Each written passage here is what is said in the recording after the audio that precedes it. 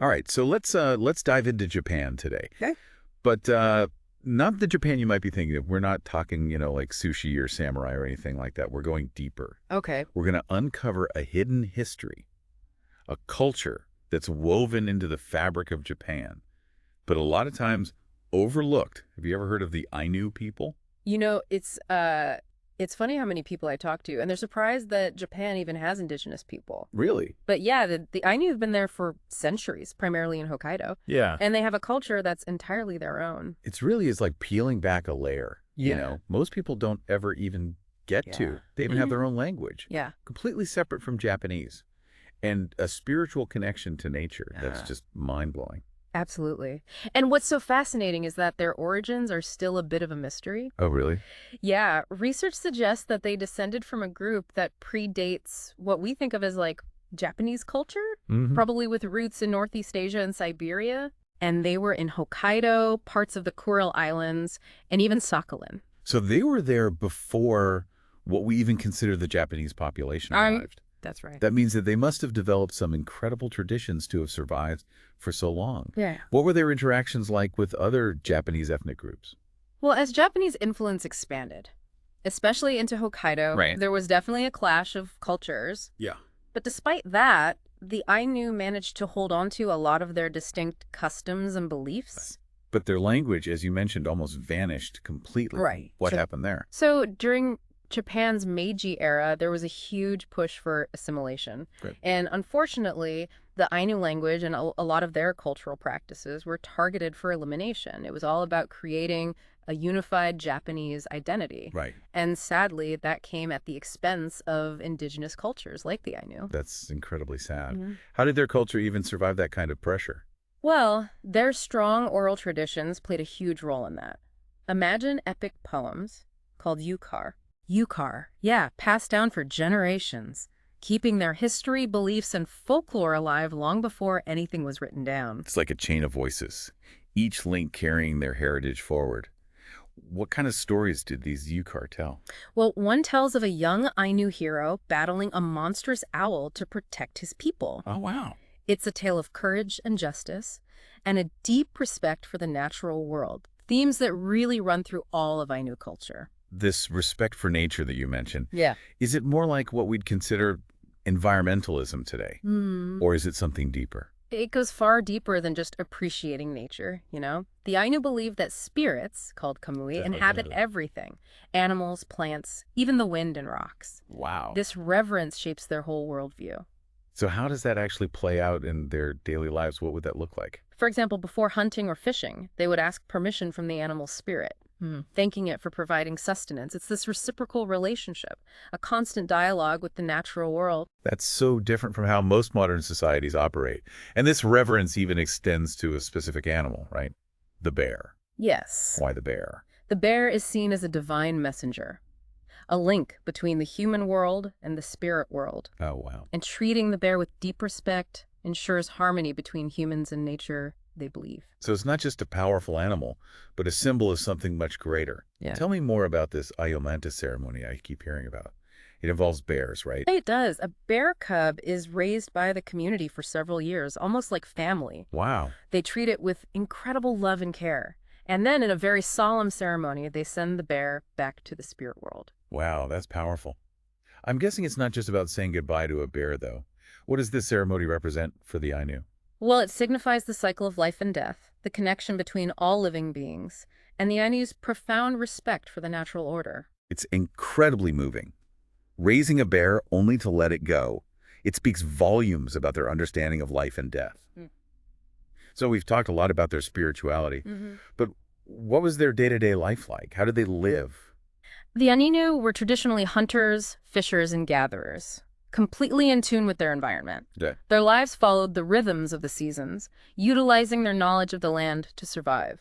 So you're saying their entire lifestyle was interwoven with nature? Yeah. From their food to their homes? Yeah. What were their homes like? Imagine waking up in a shis, a house built from natural materials like thatch and wood, perfectly adapted to the Hokkaido climate. Okay. You spend your day fishing with handcrafted tools passed down through generations, or gathering wild plants for food and medicine, always respecting the spirits of the forest. It paints such a vivid picture of a life So different from our own. But their connection to nature wasn't just practical, was it? I've heard that their art is just amazing. You're right, their art and crafts are stunning and often hold very deep symbolic meaning. Take their embroidery, for example. Yes. Their embroidery is so intricate and beautiful. Those patterns must have some significance beyond just decoration, right? Absolutely. The Ainu believe that these patterns, called Moro and Ainur, Moreau and Ainur. provide protection against evil spirits. They incorporate spirals and curves and geometric shapes inspired by nature into their clothing, accessories, and everyday items. Wow. It's like weaving magic and beauty into the fabric of their lives. Speaking of weaving magic, what about their tattoos? I know Ainu women traditionally had them, but they were banned at some point. What was that about? You're right. The tattoos, especially around the mouth, were once a rite of passage for women, symbolizing adulthood and marriage. But in the late 19th century, as Japan pushed for assimilation, these tattoos were seen as barbaric and outlawed. That's just wrong. What a painful example of how cultural suppression can impact even the most personal expressions of identity. Their music and dance must have been affected too, right? Unfortunately, yes. Many traditions, including their music and dance, were discouraged. Imagine unique instruments like the mukuri. The mukuri. It's a kind of jaw harp. And the tongkori, Okay. a stringed instrument. Their sounds almost silenced by policies aimed at erasing their culture. It's heartbreaking knowing all these traditions were almost lost. What did their music sound like? Let me play you a brief excerpt. Notice the rhythmic pulse of the mukuri and the haunting melodies of the tongkori. They evoke a deep connection to nature, a sense of longing, and a powerful spirit of resilience. It's hauntingly beautiful. Yeah. It's hard to believe something so unique was almost lost forever. But luckily, there's been a movement to revive Ainu cultures, right? Yes. What caused that shift from suppression to recognition? It was a long battle led by Ainu activists who refused to let their culture disappear. They, along with international pressure, pushed Japan to face how they treated indigenous populations. Right. And in 2008, there was a major turning point. In 2008, the Japanese government officially recognized the Ainu as an indigenous people. Wow. It was a landmark moment, a culmination of years of activism and a growing global awareness of indigenous rights. What a victory. That must have been huge for the Ainu people. What impact did this recognition have? Well, it was a game changer. It paved the way for language revitalization programs, support for Ainu communities, and greater efforts to preserve their cultural heritage. So they could finally, teach their own language. Exactly, yeah. It also led to the creation of something really special, Upopoi. Upopoi. That name sounds familiar. I can't quite place it. What is it? Upopoi is the National Ainu Museum and Park in Hokkaido. Okay. It's not just a museum, though. It's a vibrant, immersive experience where Ainu culture really comes alive. Oh, cool. Give me the details. What can visitors see and do there? Imagine walking through a recreated Ainu village with traditional tea houses. Yeah. You can watch artisans demonstrate wood carving and weaving, learn about their unique cuisine, and even see performances of their music and dance. Wow. It's a place to learn, to connect, and to celebrate the resilience of Ainu culture. It sounds incredible. I'm adding that to my travel bucket list for sure. And speaking of travel, what are some respectful ways for visitors to engage with Ainu culture beyond visiting Upopoi?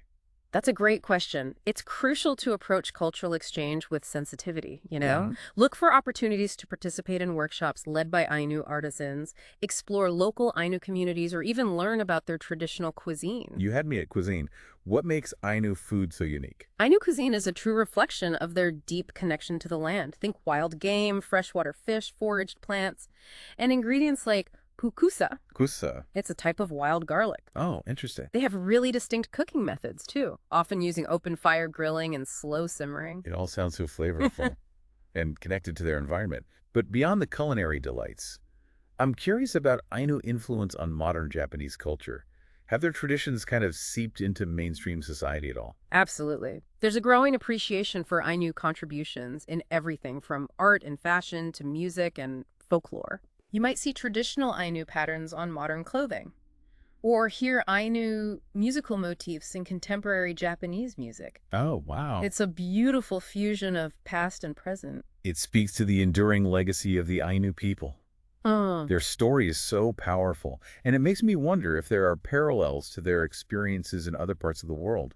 Sadly, many indigenous cultures around the world have faced similar struggles for recognition and the preservation of their languages and traditions. Right. From the Sami people of Scandinavia to the Aboriginal Australians and Native American tribes in North America, the fight for cultural survival is a global one. It's a reminder that cultural diversity is something to cherish and protect, not erase. Exactly. It's a global tapestry, and each thread contributes to the richness and beauty of the whole.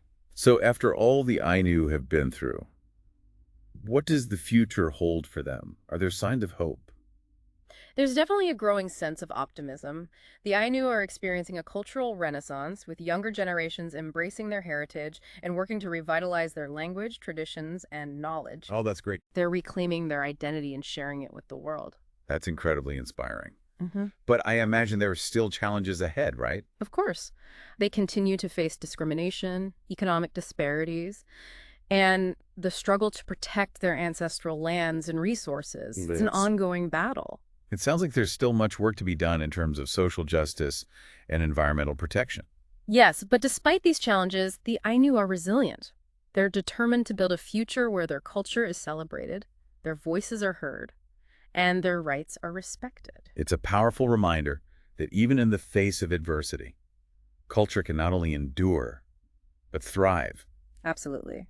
Their story is a testament to the human spirit's ability to adapt, to persevere, and to find strength in its roots. It encourages us to look beyond the dominant narratives and appreciate the diverse perspectives that enrich our world.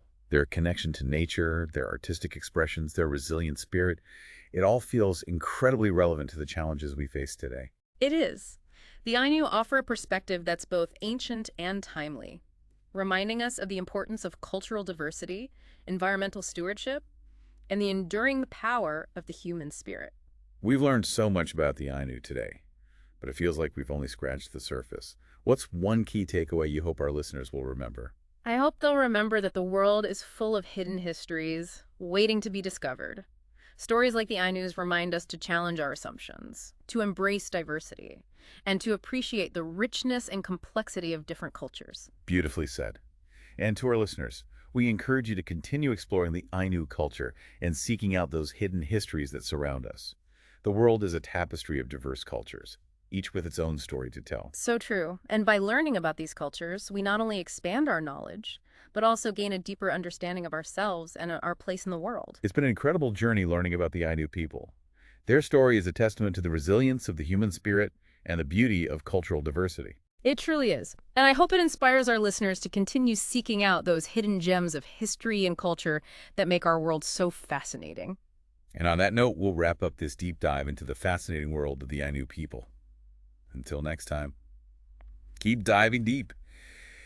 It's amazing how, we've been talking about the Ainu, and I can't help but think about how much their story resonates with other indigenous cultures around the world. Their fight for recognition, the struggle to preserve their traditions. It feels like such a universal theme. It really is a common thread, unfortunately. Whether it's the Sami people in Scandinavia, the Aboriginal Australians, or Native American tribes in North America, Indigenous communities have faced really similar challenges. It's a global struggle for cultural survival. What strikes me is how, despite all of that pressure to assimilate, they've held on to their unique identities. Like it's a testament to that human spirit, that need to connect with its roots. Absolutely. And what's remarkable is that these cultures don't just survive. They enrich the world with their own unique perspectives. They offer different ways of seeing the world, different ways of knowing that we can all learn from. Makes you realize that protecting cultural diversity isn't just some feel-good ideal. It's vital for humanity. It's like losing a species. We lose a whole way of understanding the world when a culture disappears. Yeah, that's a powerful way to put it. And it really highlights the responsibility we all have. Not just to acknowledge these cultures, but to support their revitalization and to empower them to share their stories. So how can we learn more about the Ainu and other indigenous cultures without falling into that trap of appropriating or misrepresenting them? How do we approach this with respect and sensitivity? It starts with genuine curiosity and a willingness to listen. Look for resources created by Indigenous authors, artists, and filmmakers. Visit cultural centers and museums that are dedicated to sharing their heritage authentically. And most importantly, engage with Indigenous communities directly, but always with humility and a genuine desire to learn. So it's about amplifying their voices, not speaking for them, Yeah. letting them guide the conversation. Exactly. It's about recognizing that cultural exchange should be a two-way street, built on mutual respect and understanding. It's about learning from indigenous cultures, not just about them. And it's about acknowledging the contributions of indigenous cultures to the world, not just their communities. Absolutely. From their understanding of the natural world to their rich artistic traditions, indigenous cultures have so much to offer. Their perspectives can even help us address some of the most pressing challenges facing humanity. Challenges like climate change, for instance. Precisely. Many indigenous communities have lived sustainably for centuries. Their traditional knowledge systems offer so many insights into conservation and sustainable living, and the interconnectedness of all living things. It's like they hold the key to a future where humans and nature Mm. can exist in harmony. In many ways, they do. Combining their wisdom with modern science could lead to innovative solutions for the environmental crisis. Learning about indigenous cultures isn't just about the past, it's about shaping a better future. Wow, what a thought. Their struggles, their resilience, their connection to nature, it all feels so relevant to the world today. It is. The Ainu and other indigenous cultures remind us of the importance of cultural diversity, environmental stewardship, and the enduring strength of the human spirit. They offer valuable lessons for us all. Well, I think it's time to wrap up this deep dive into the fascinating world of the Ainu people. It's been an incredible journey, Yeah. full of insights and inspiration. I hope our listeners feel inspired to continue exploring the Ainu culture. Mm-hmm. In the broader context of indigenous experiences worldwide, there's so much more to discover, so many stories waiting to be heard. To our listeners, thank you for joining us on this journey.